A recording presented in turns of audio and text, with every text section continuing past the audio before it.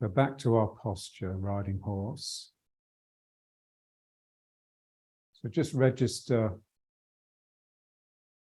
how completely different standing is from sitting. When we sit, we remove the legs. So my sitting bones are rooting directly into the ground. Now here I have to get through my legs. And that's the problem with standing. So we have an upper body and a lower body. The Min Meng Dan Qian marks the boundary. So what's above here is my upper body. What's below here is my lower body. So my sacrum, which is beneath the Min Meng, rightfully belongs to my lower body. But my upper body wants to pull it back up, wants it to be part of the spine.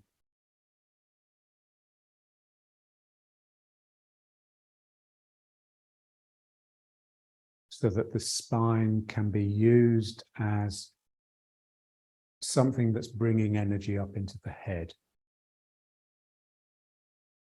So my lower body, my legs, are wanting to suck me down into them and into the ground. So that's what the legs are wanting to do. Now, I don't want them to do that because they hurt.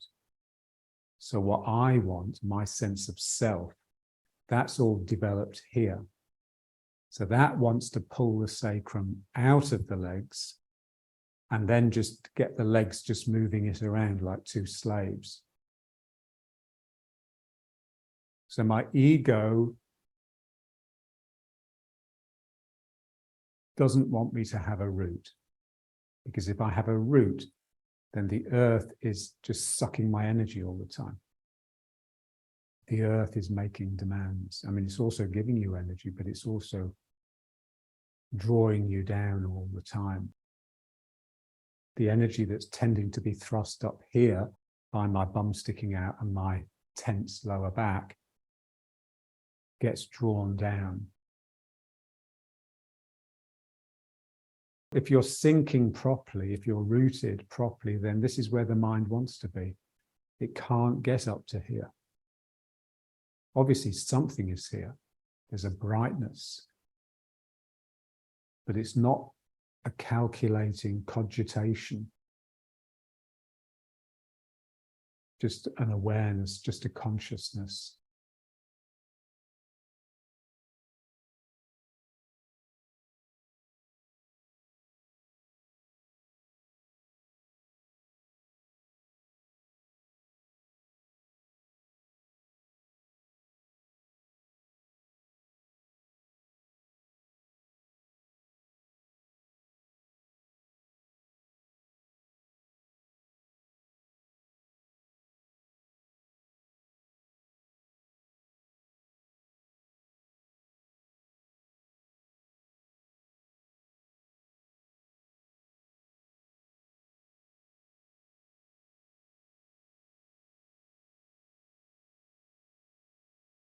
Simple breathing.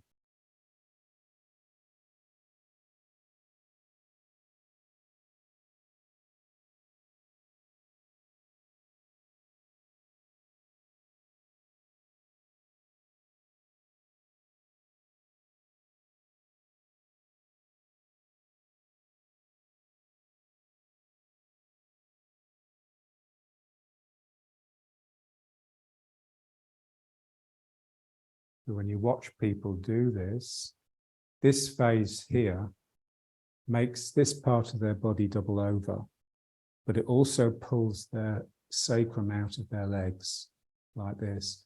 So we want to make sure that this is primary. The legs drawing the sacrum down into them is primary. So the main feeling as I pull the hands in is that my legs are just sucking me down towards the ground. I can then bring the head over to get a sense of the spine bowing, but not to the point of it pulling my sacrum out of my legs.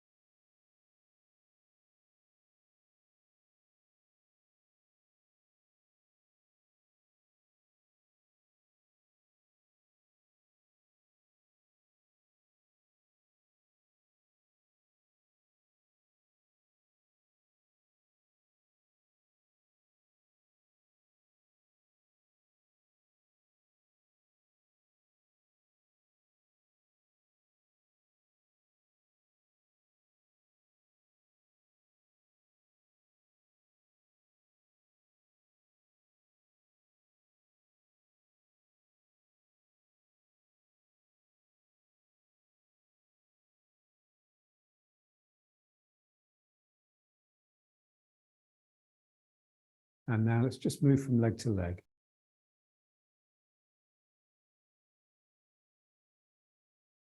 Straightening this leg, try my best to stay down.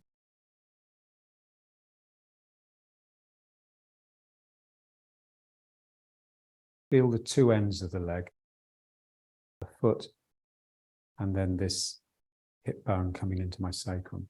So the foot is pushing in that direction, and that causes this hip to push in this direction. Feel the mechanics. Foot is really digging into the ground in order to push. And this is driven in that direction.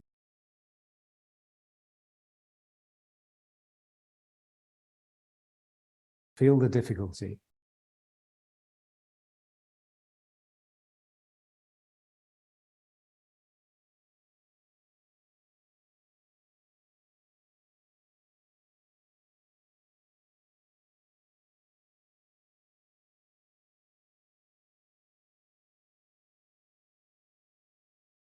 So this is working in order to straighten my leg.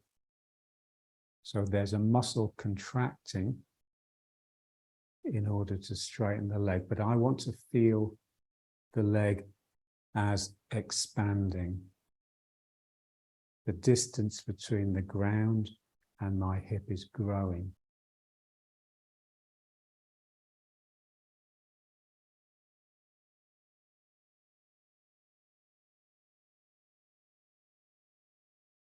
So the way I practice this with my students is we'll give each other resistance. So let's say they're doing what I'm now doing. So I will come here and put my hands on their hip and just give them just gentle resistance, so they really have to push harder than normal in order to get any movement. So what I'm trying to do when I push them is just sort of push them down into their foot. So they really have to press the ground in order to get me to move.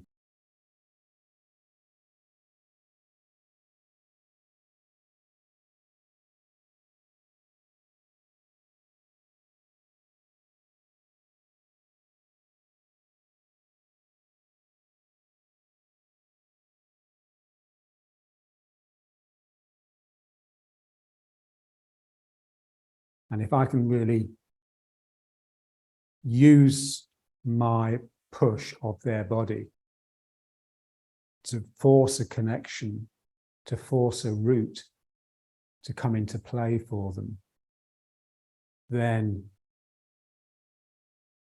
their press back into me becomes energetic.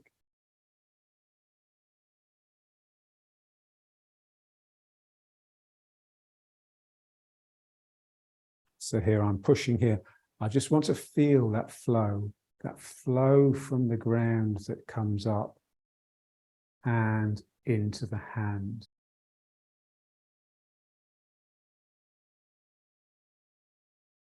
If I'm pushing their body, when it becomes energy, it's very clear. If I'm pushing them, they're standing where I've just been standing, and I'm pushing their hip. If they're just using force, then what I'll feel it as my hands being pushed back. So they're forcefully pushing my hands away. But if they start using energy, I feel it as a flow that comes through me, and it's the part of my body that's furthest from them that starts moving first. And my hands remain stuck to their hip, almost like my hands are being drawn into them as I am actually being pushed away. So that's energy.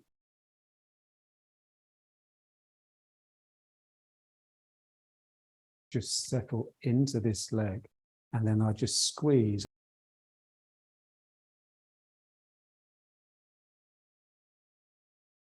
So the pressure just takes up any slack in the system, gets it really connected, and then something can pass through.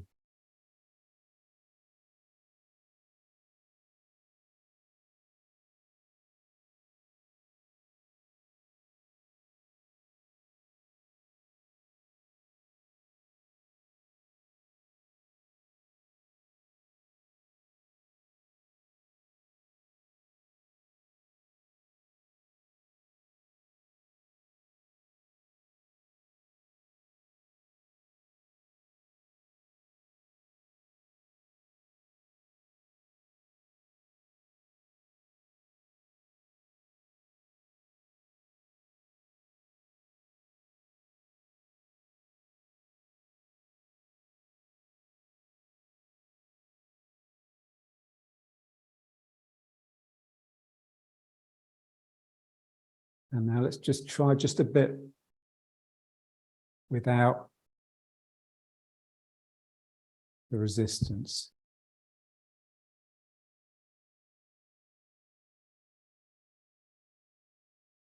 This point here starts moving first. So I squeeze the ground. This moves and that sucks the rest of my body with it.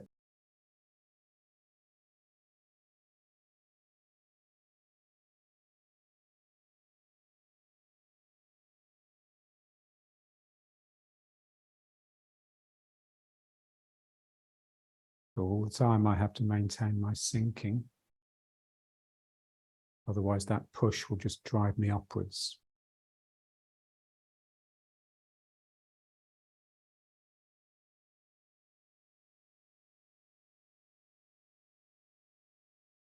Feel the energy first and then allow my body to flow with it.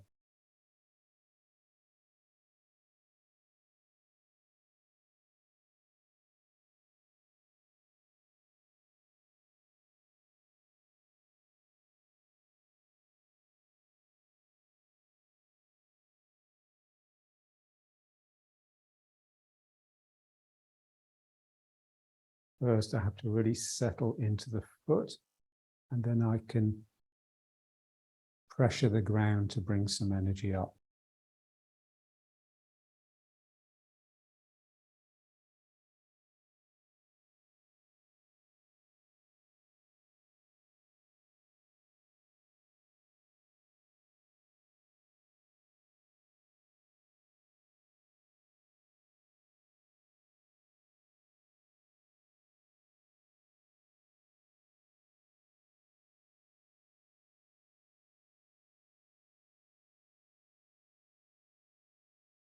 To start with, we just try and get the sacrum to feel that it's melting down the legs.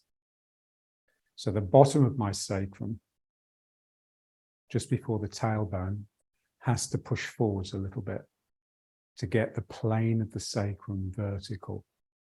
So when they say the lower back is plumb erect, they mean from the min-meng down. So the sacrum and the vertebra or two above the sacrum. Now, when you get it in, it will feel that it's come too far forward. So it'll really feel like you're leaning back because we're so used to it sticking out. This is why it's useful to have a training partner, because you can put your hands there and give the person some feedback, because it's a part of the body that's just notoriously blind to us.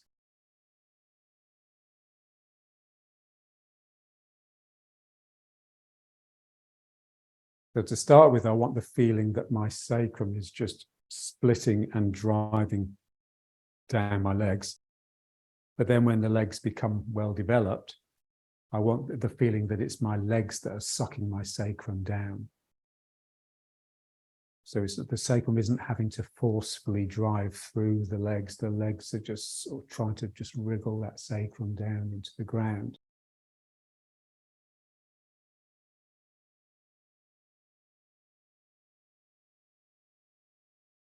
And for that, you really need to feel the back of the legs, the thick hamstring and the calf muscle. And just feel like it's connected. So from your heel, Achilles tendon, calf muscle, and then up these tendons here, hamstring into the buttock, across into the hip bone and the sacrum. I want the feeling that length from my heel to here can do this. It can contract. I can tighten the backs of my legs, and that will draw me down. So normally when we sink, we sort of relax and allow gravity to pull us down. So what we want now is just a real feeling of the backs of the legs, and it's very difficult because we're not used to having the mind there. It's a bit like the sacrum.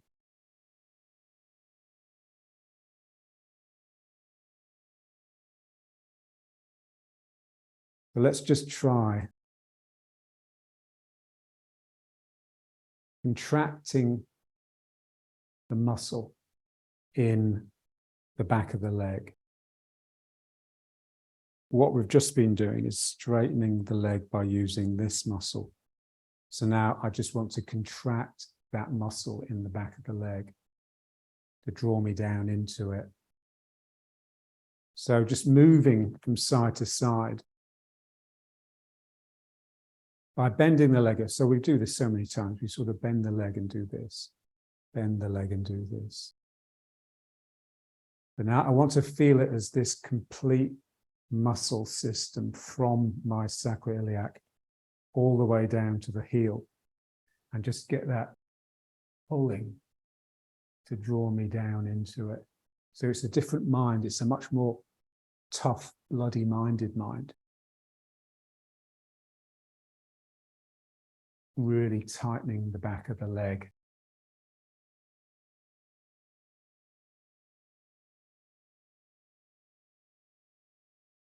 Use the free hand to just feel that it is this muscle here that should be tight and strong. So we should be able to get these muscles kicking in.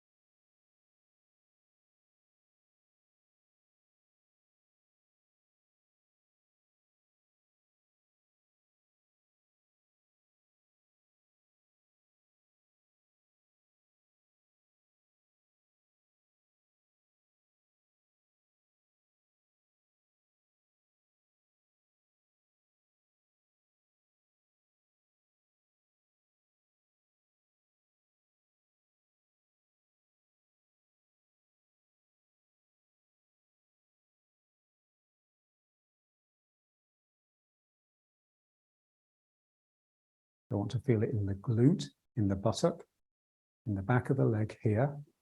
And I can't reach down there, but I want to feel the calves working as well.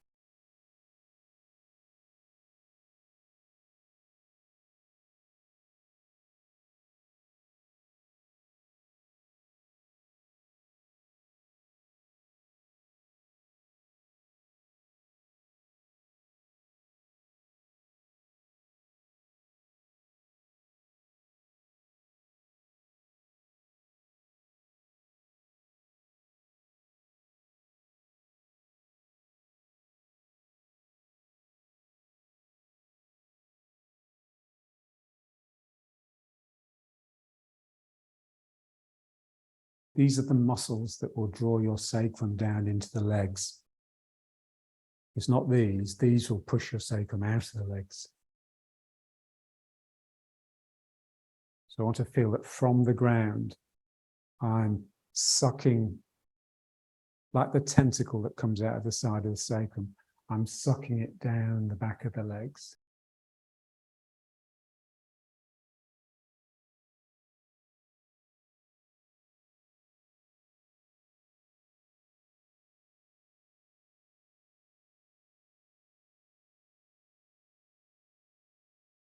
It will turn me this way, and it's only as I come into the leg that I will turn round to face it.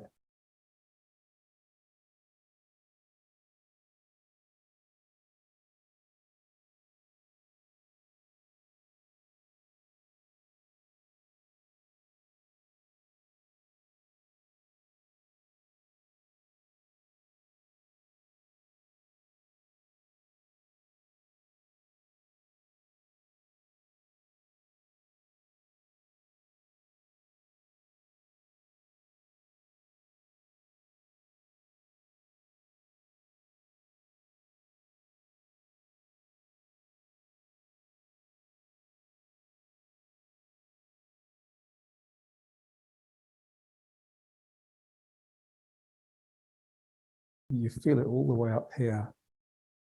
It's like the whole side of the body is working.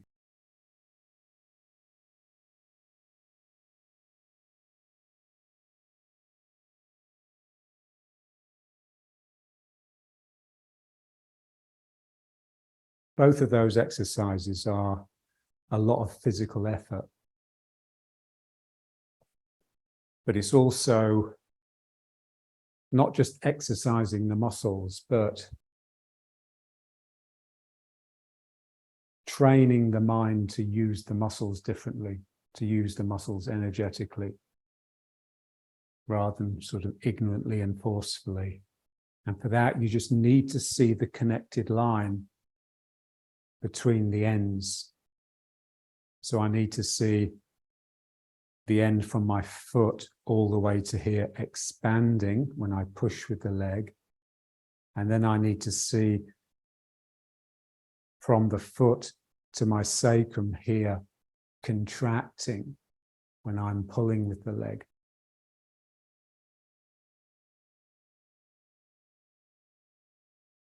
Again, it's like stretchy elastic. You're just playing the elastic, working the elastic to make it more elastic, to make it stronger, more resilient, more juicy.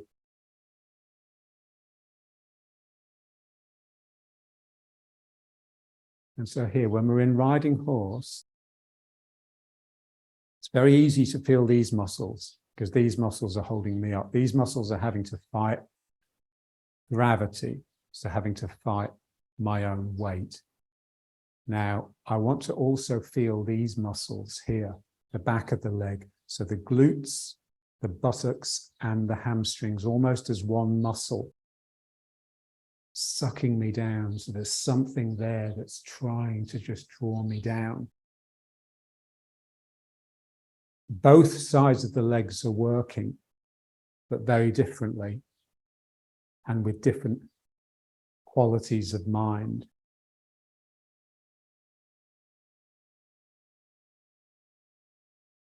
This is more like an expressive, sort of wanting to come out into the world and express oneself. And this is more sort of disciplined and just pulling yourself together in order to just have some energy and some presence to actually then act.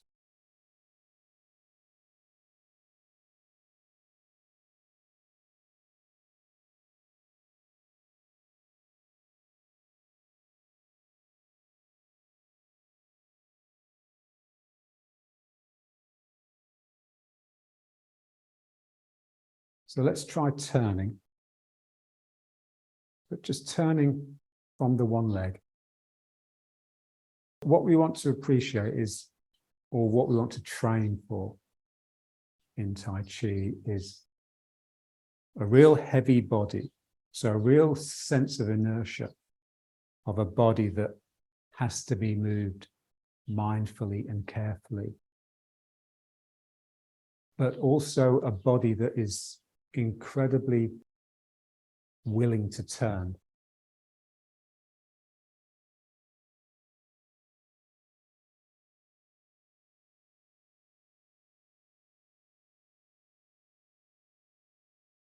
A desire to turn. Just the gentlest of pressures here with the leg. Remember how hard we had to push to get the body to move in this direction? And now we just use the gentlest of pressures to produce a turn. And then just contracting the leg to turn me back. So almost a sense of floating around, hovering.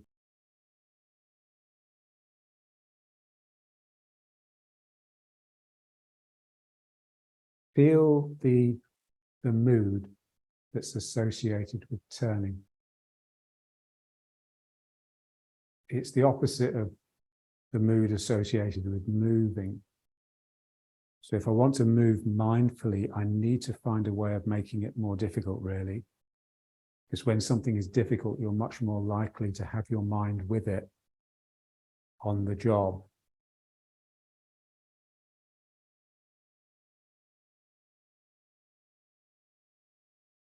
We find turning difficult.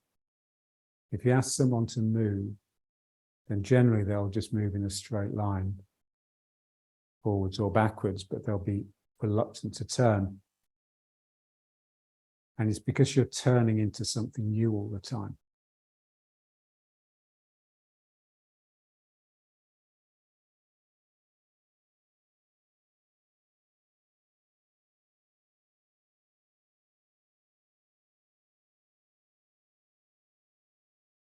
Using the one leg, straightening that leg a little bit to turn this round, and then bending that leg to draw me back.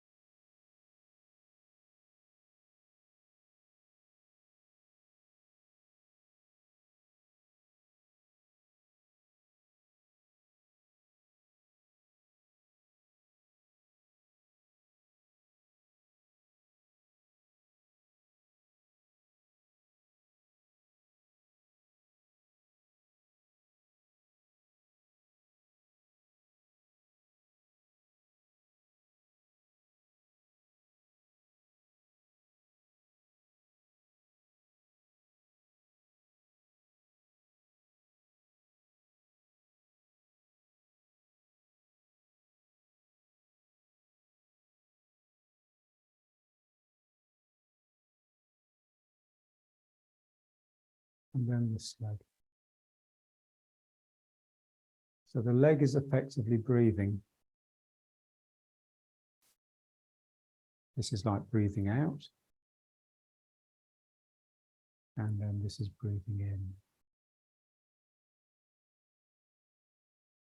So I use my front of my leg, my quad, to breathe out. And then I use the back of my leg, breathe in.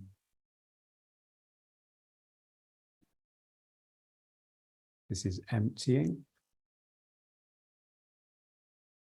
And then this is filling with the ground, breathing the ground up my leg. And then this is breathing it out.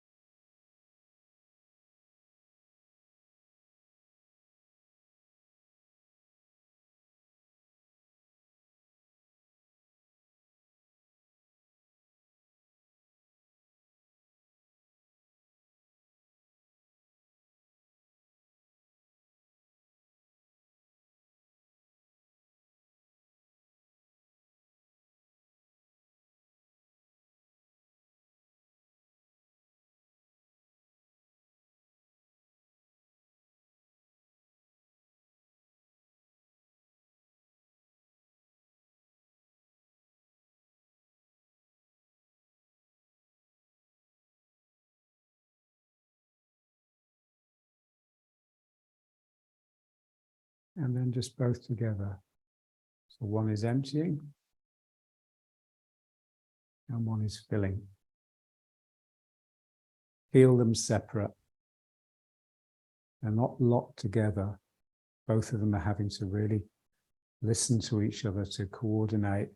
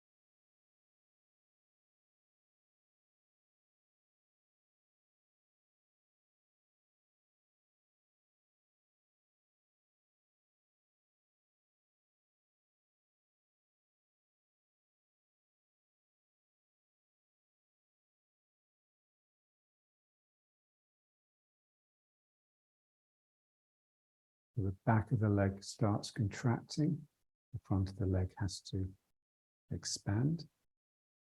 And then the same thing here, back of the leg starts contracting, front of the leg has to expand.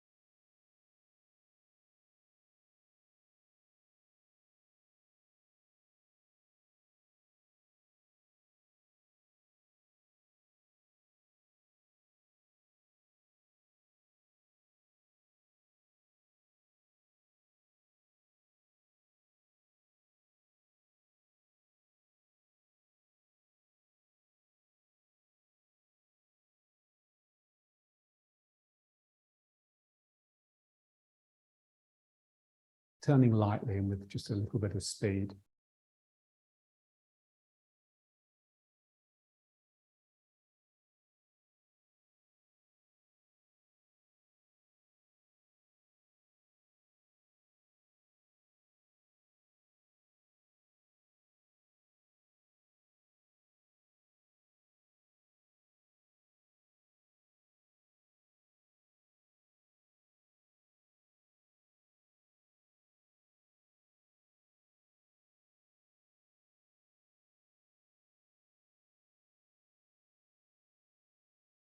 So it's the same as what we were doing. We'd like it to be the same, just quicker.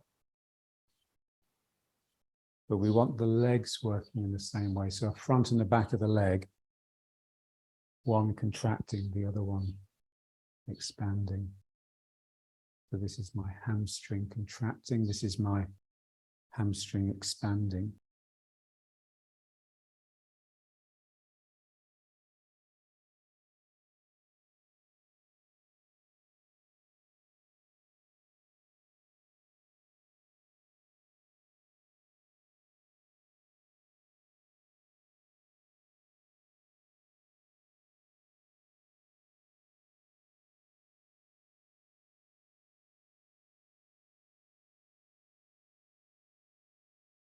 Feeling the back of the leg. And my back of the leg is really all the way from the toes, because remember, it's the toes that start clenching like this, that actually starts the back of the leg contracting and starts me being pulled in that direction. So all the way from there up to the side of the sacrum here. So I want that to feel like a continuous line, which contracts as a unit.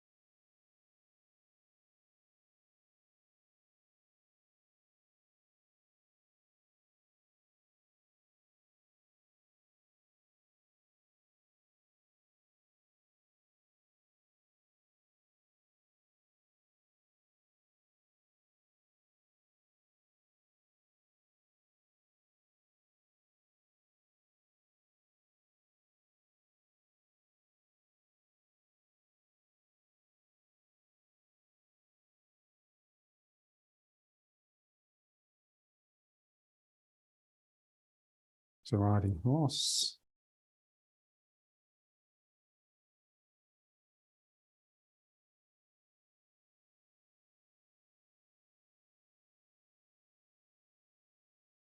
See the connected pathway with your mind from either side of the sacrum, jumps across into the buttocks, down the backs and the sides of the legs, all the way down into the toes. I just want to feel that continuous line, very much like a tentacle that's come out of my sacrum, of my spine. And that's always a little bit tight, keeping me down, keeping me connected and rooted to the ground.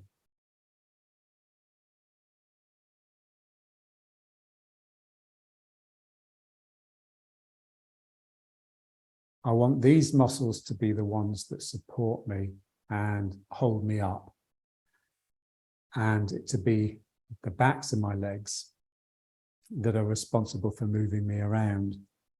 So it's the opposite of what's normally happening.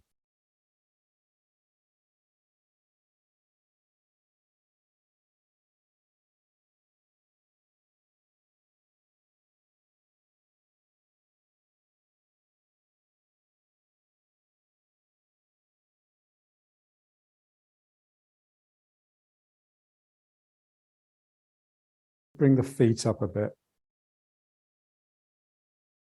And now let's try something different. So about 30 years ago, I remember John telling me that he'd spoken to Dr. Chi on the telephone, and Dr. Chi was in high excitement because apparently he had discovered a Qigong that doesn't involve Qi. So for Tai Chi people, Qi was a bit like a dirty word, because it says in the classics, if you concentrate on spirit, then you will be strong. But if you concentrate on Qi, then you will be weak.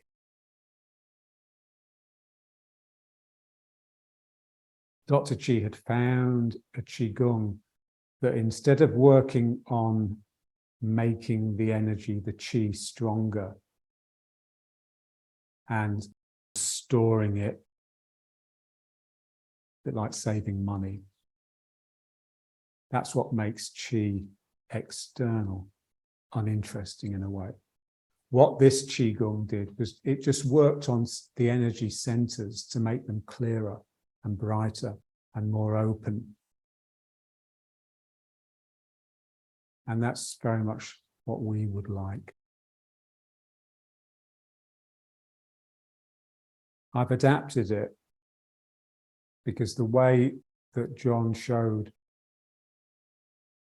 it was easy to get it wrong. This, I think, is just more difficult to get it wrong. So it's just using a circuit.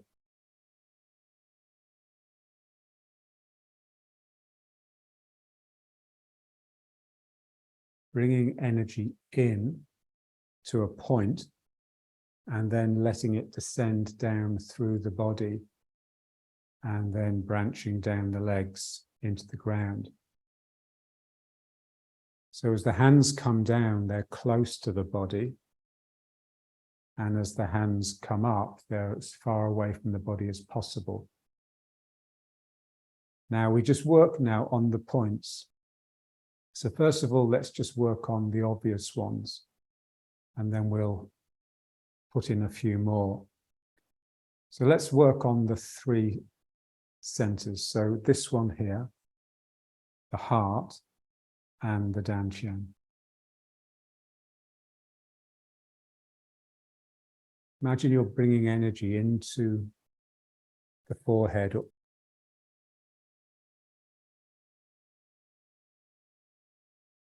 and then in and down into the dantian, and then just let it slip back and slip down the backs of the legs and into the ground.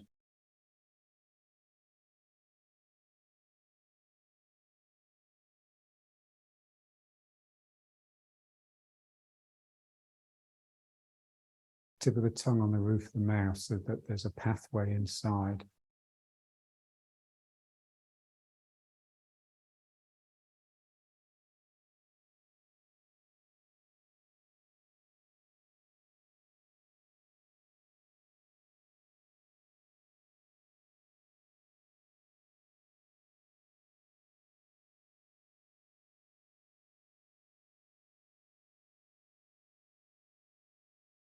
And now the heart.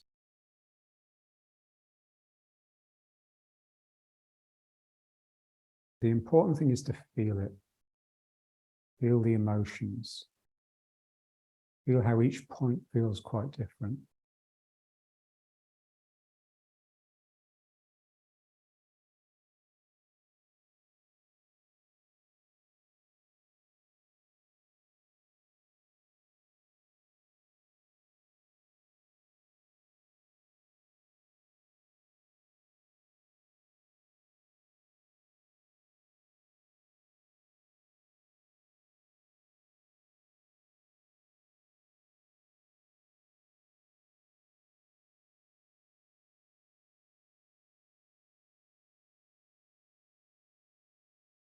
And then the dantian. Just sucking the dantian in a little bit to help.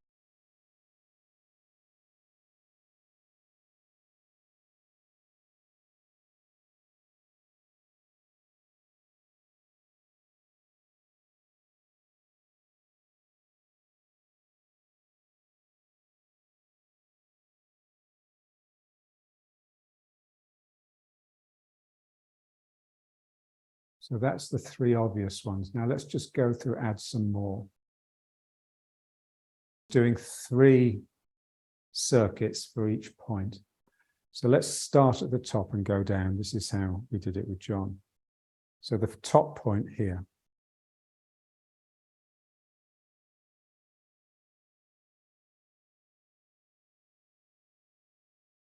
Equivalent to the perineum, which will be the last point we do. So just bringing the hands up and just feeling that point, and then let it just go through the body, tip of the tongue on the roof of the mouth. And then it splits down the legs.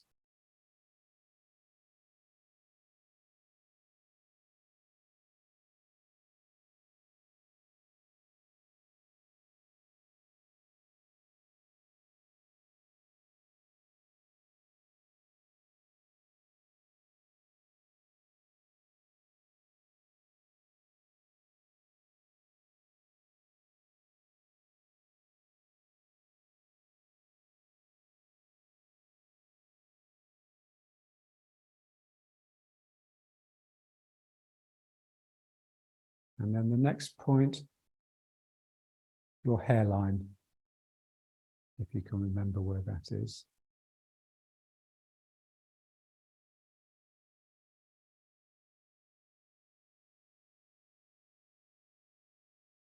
You have to do something with the mind, because it's like you have to open like a door there.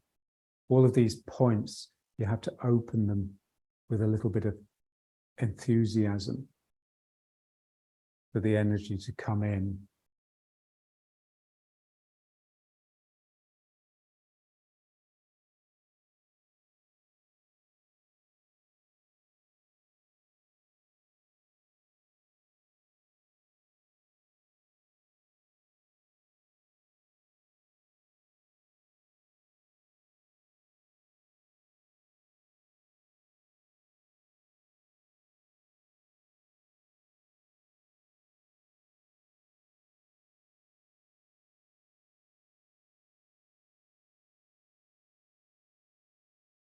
So there were loads of these points when we did them with John, and they tended to proliferate, so there tended to be more each week. So you can just feel them, feel where you want to, where the hands want to come in.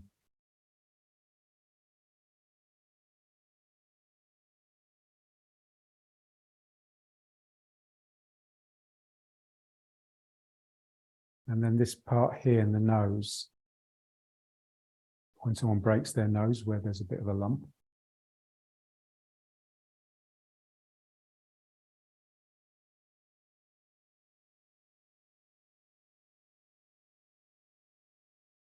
You know, when you get punched in the nose and it smarts. So there's a sense almost of that happening here.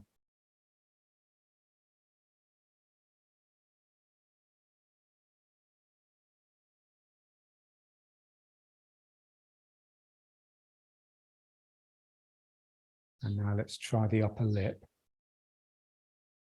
close to the nose.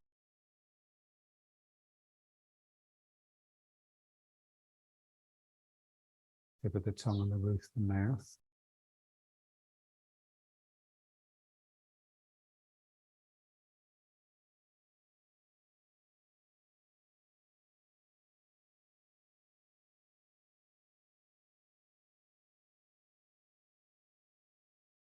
And then where the lips meet.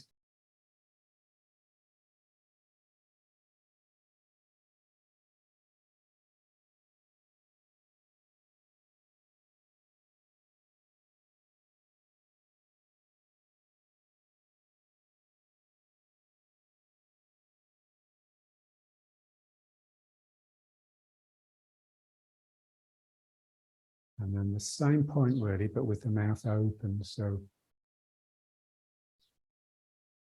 I really feel it going down the throat.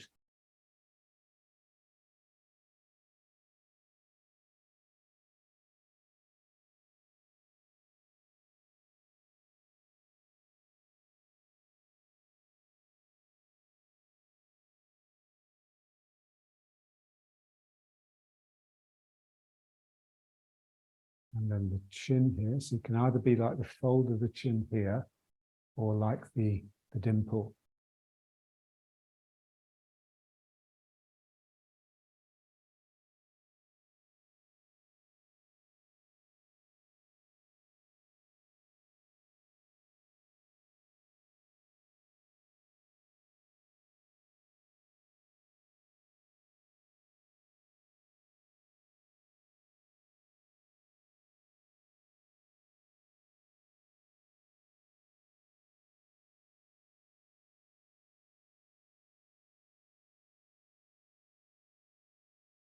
The Adam's apple.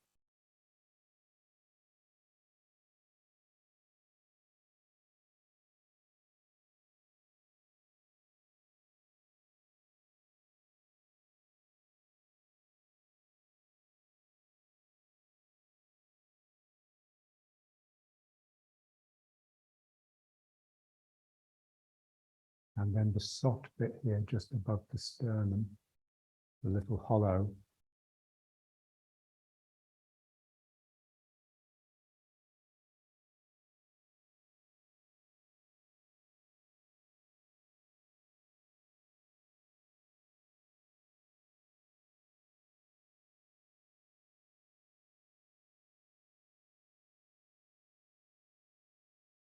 And then the thymus,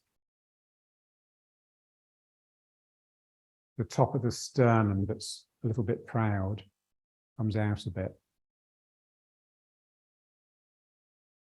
So you can really feel the quality of the thymus when you do this. It wants to be in control.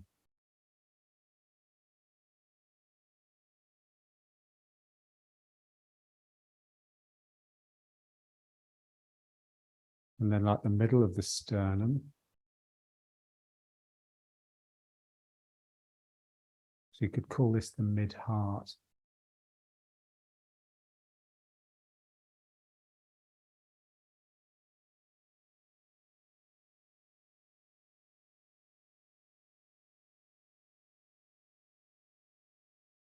And then the deep heart, so the lower heart, which is like the xiphoid cartilage, so that cartilage that's stuck on the bottom of the sternum.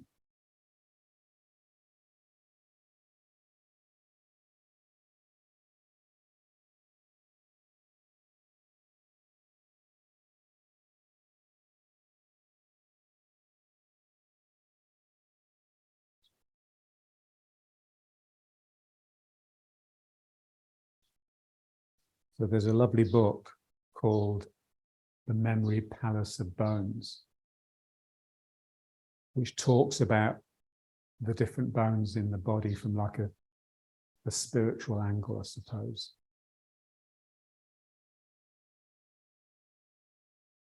And now the solar plexus.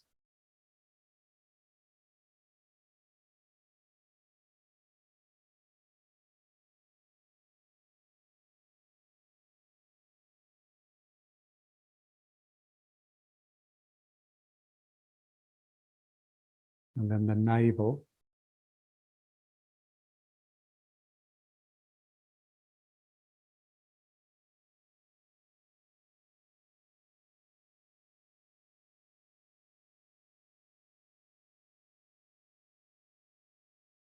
And then the dantian.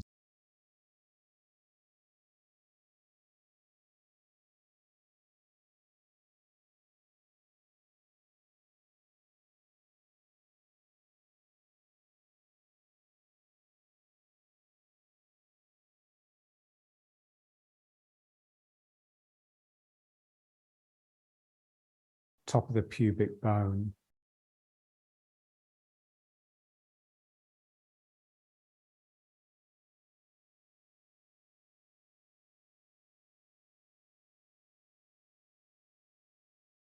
And then finally, these perineums are just sucking the perineum up into the dantian, and then let it just slip down the back.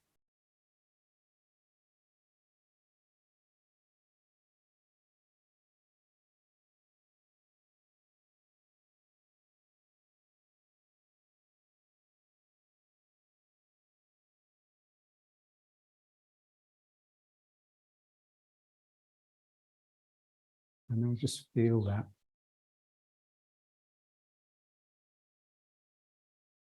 So it's a rich experience,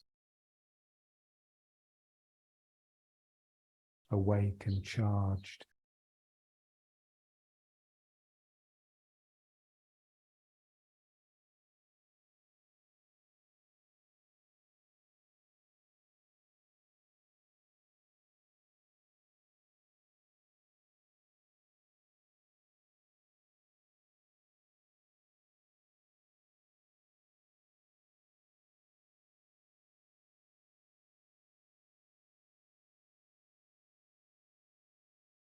So we're trying to get into energy. And it's a big thing. Get into energy, you have to get out of language. So you have to get out of the use of words. Words are mediating between you and the world. And energy is the world. So we want a direct connection with the world, rather than one that's got this buffer of language and the mind that uses language between.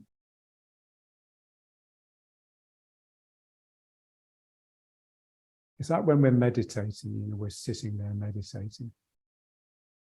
And you just want to be with the stream of consciousness, but not a stream of consciousness that's producing a description of what's being experienced, not producing a train of thought or a barrage of words. A stream of consciousness, this is just me being aware that I'm passing through time, or that something is passing through me and taking me.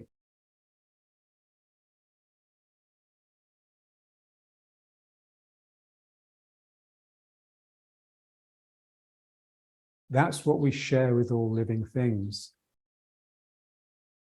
So all living things, including plants, they have like something that could be called a consciousness. There's energy flowing through them that's taking them along a path.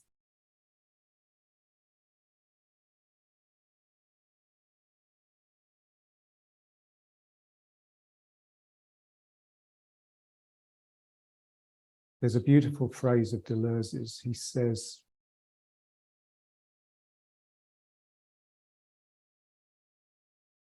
says towards the end, he says, my wound existed before me.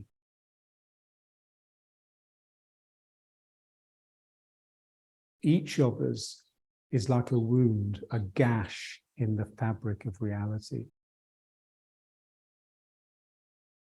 So each living creature is like a hole through which energy can pass.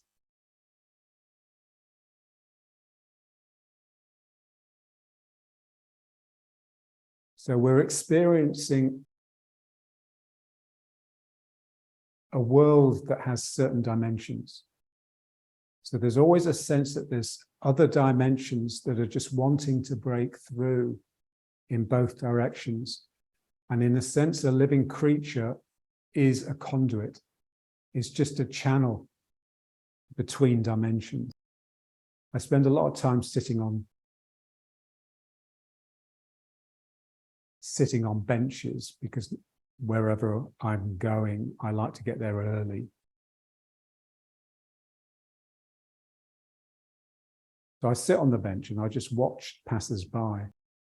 And it's just very clear that human beings and their dogs, something is spilling out of them. When they're at their best, when they're not thinking, when they're not on their phone, when they're not distracted, when they're just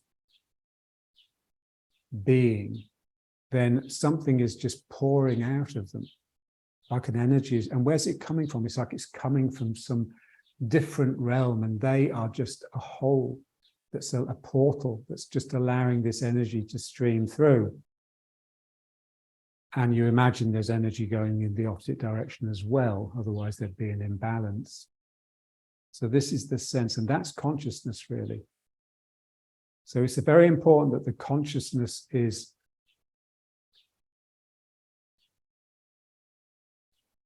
pre-reflexive,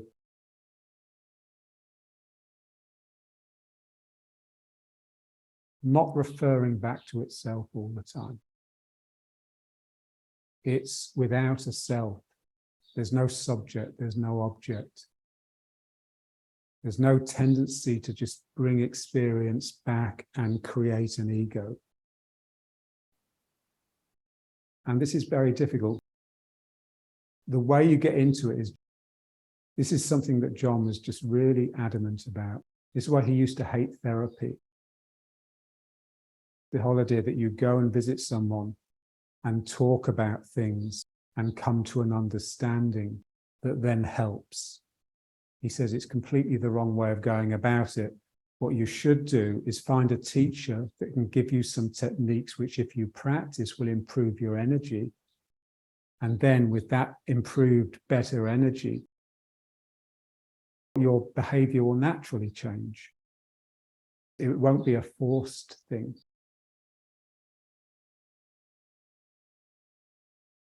The way you maintain this open stream of consciousness is just with the power of your energy.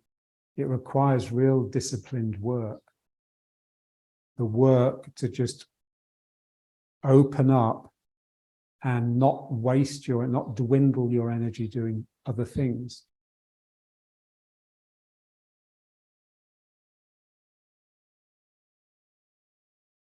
Sacrifice.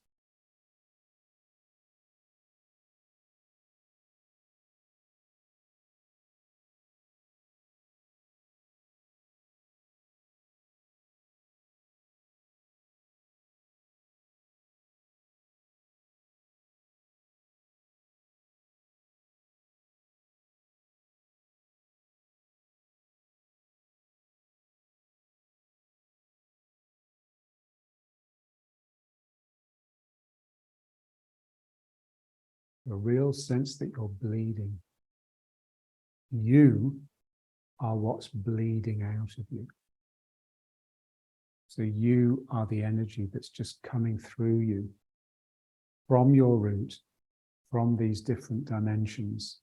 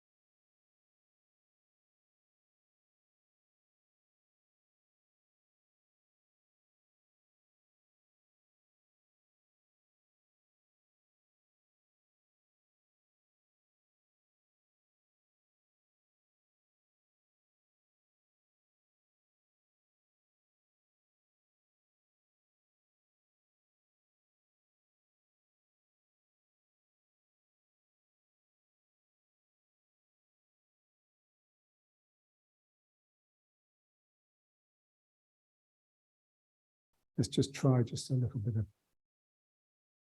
the circling one.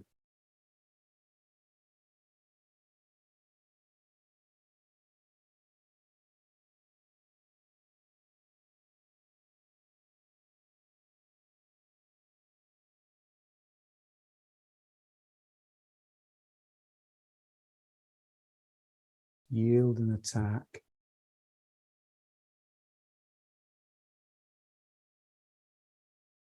Swallowing and spitting out. So yielding is like swallowing, like I'm swallowing the other person's energy. And then attack is like spitting them out.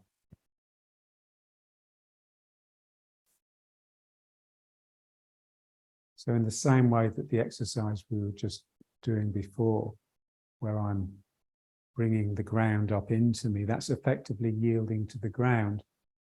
So that's what's happening on the yield.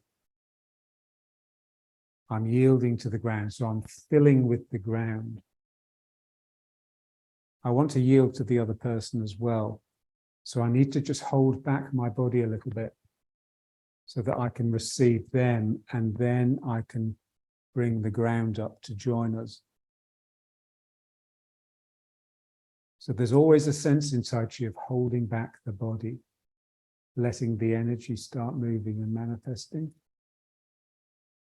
And then the body can follow through. It's a real sense that I'm making a hole for the other person to come into, and then I bring the ground up into it as well.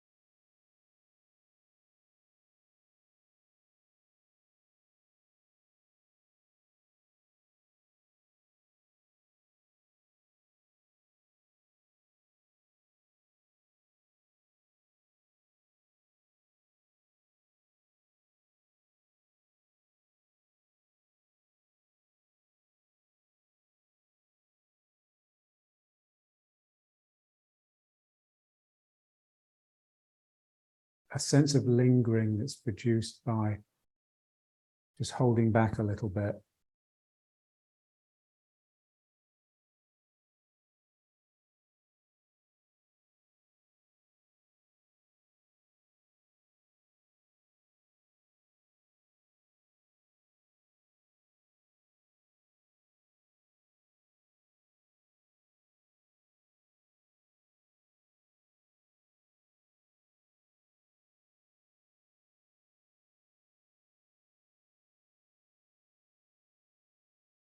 And once you've got it,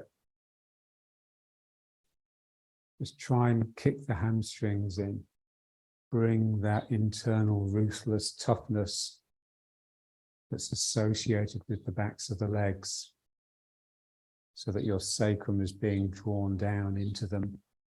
Because whenever we do something with the upper body, it will tend to bring us out of the legs.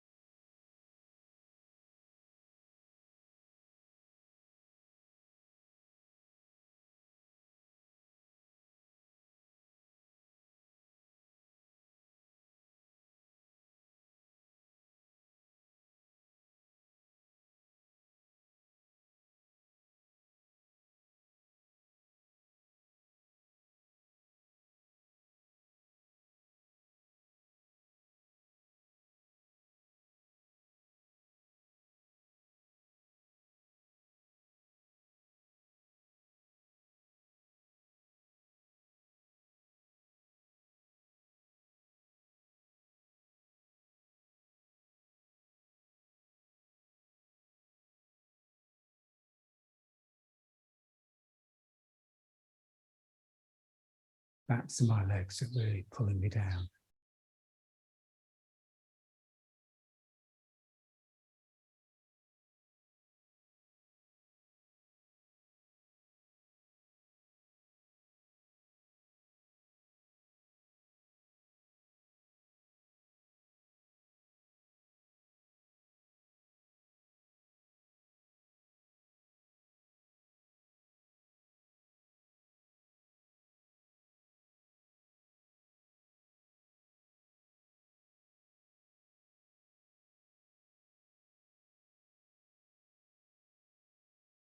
So just straightening the legs, but also bending them from the back.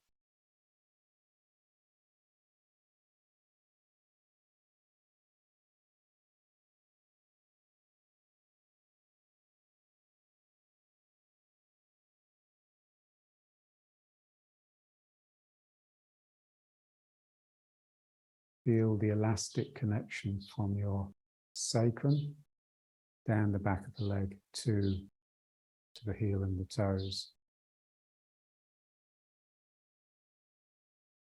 The tightening of these muscles stretches that elastic.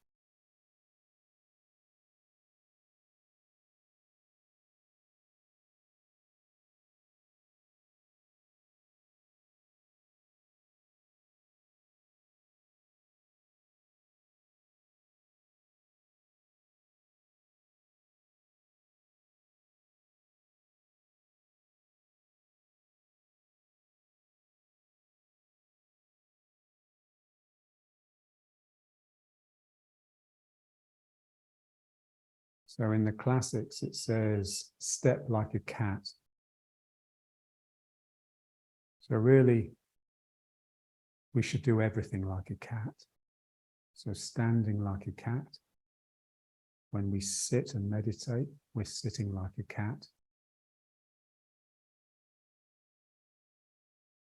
They're with their energy, you can just tell they're soft and they're deep. They're meditating a lot of the time. They're just with the life as it's flowing. They're not distracted by something else.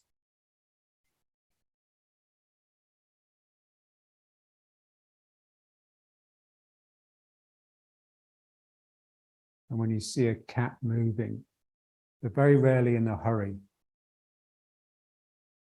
Doesn't matter what a cat does, there's a sense of slow motion to it. So this is what we would like. When you see someone with a quiet mind that's moving, every centimeter of that movement is attended. A light gravitas to their presence and their movement, their passage through time. Everything is really meaningful. Every action, every breath.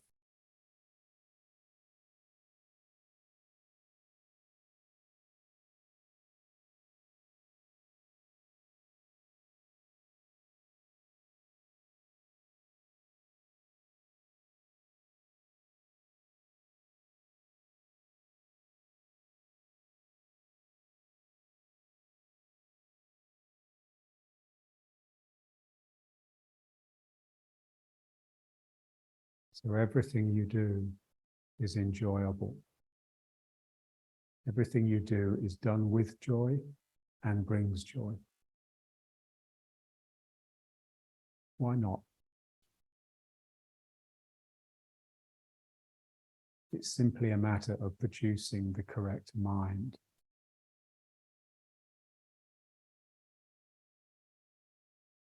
So if something is onerous or if you're depressed, then change your mind.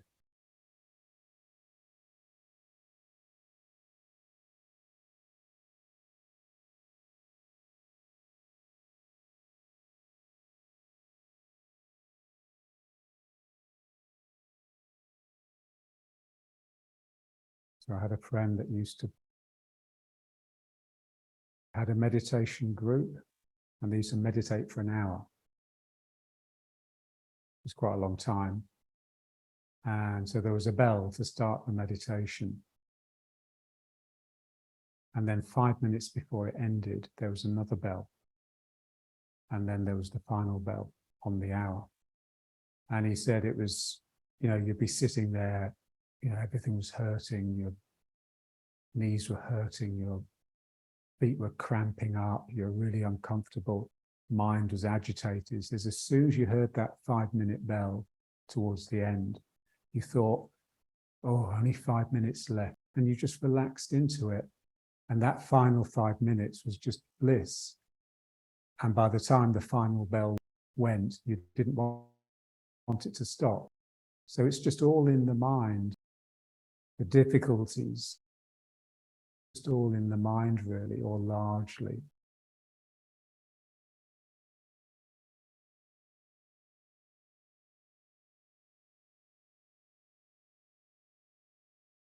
The backs of my legs are trying to pull me down, and the fronts of the legs are holding me up.